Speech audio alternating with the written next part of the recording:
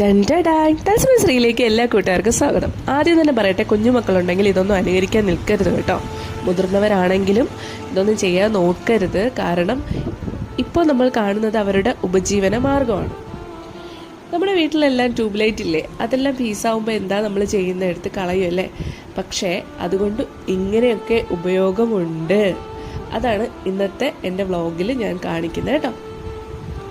കണ്ടോ, അതിൻ്റെ ആ കണക്റ്റഡ് ആകുന്ന ആ ഒരു സ്ഥലം പതുക്കെ ക്ഷമയോടുകൂടി അതെല്ലാം തല്ലിപ്പൊട്ടിച്ചതിന് ശേഷം അതിനകത്തെ കളർ ആ ഒരു സംഭവം എടുത്ത് പുള്ളി മാറ്റുകയാണ്. അതിനുശേഷം മണ്ണെണ്ണ ഒഴിക്കുന്നു. അത് തീ കത്തിക്കാൻ വേണ്ടിയിട്ടാണ്. അപ്പോൾ നമ്മൾ അടുത്ത കാണാൻ പോകുന്നത് ഈ ഗ്ലാസ് ഉരുക്കുന്ന ഒരു സംഭവമാണ് കാണുന്നത്. അത് ഉരുക്കിയതിന് ശേഷമാണ് സംഗതി മാറുന്നത്. നിങ്ങൾ കണ്ടോണം കേട്ടോ. ഒരു ചെറിയൊരു മിഷൻ പോലത്തെ ഒരു സംഭവത്തിലാണ് ആ തീയുടെ പവർ കൂടുന്നതും കുറയുന്നതും. അതിനനുസരിച്ചാണ്.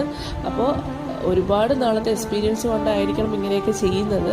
അതുകൊണ്ട് നമ്മൾ ആരും ഇത് അനുകരിക്കാൻ പാടില്ല. കാണുക മാത്രം, കണ്ട് അതെന്താണ് സംഭവം പുള്ളി ഉണ്ടാക്കുന്നതെന്ന് നോക്കിക്കോ കേട്ടോ.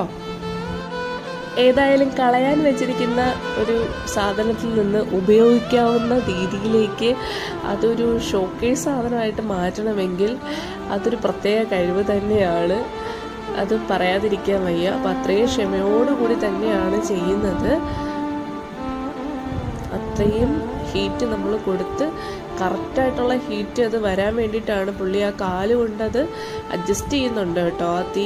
അതിന് ശേഷമാണ് അത് ചെയ്യുന്നത്. നോക്കിക്കോണേ, സംഗതി എന്താവുമെന്ന് നോക്കിക്കോ. നിമിഷ നേരം കൊണ്ട് അത് ഉരുകി ഉരുകി ഉരുകി ഉരുകി ഉരുകി അയ്യവാ, ഒരു അരയന്നെ എത്ര പെട്ടെന്ന് ഉണ്ടാക്കിയ നോക്കിയേ. കണ്ടോ, അപ്പോൾ ആ ഒരു കളർ ചേഞ്ച് വരുന്നില്ലേ, അതൊരു മിക്സിങ് കെമിക്കൽ യൂസ് ചെയ്തിട്ട് അതിനകത്ത് ഫില്ല് ചെയ്യുമ്പോഴാണ് പല കളർ വരുന്നത്. അപ്പോൾ ഇന്നത്തെ വീഡിയോ ഇഷ്ടപ്പെട്ടെന്ന് കരുതുന്നു. Tata bye bye.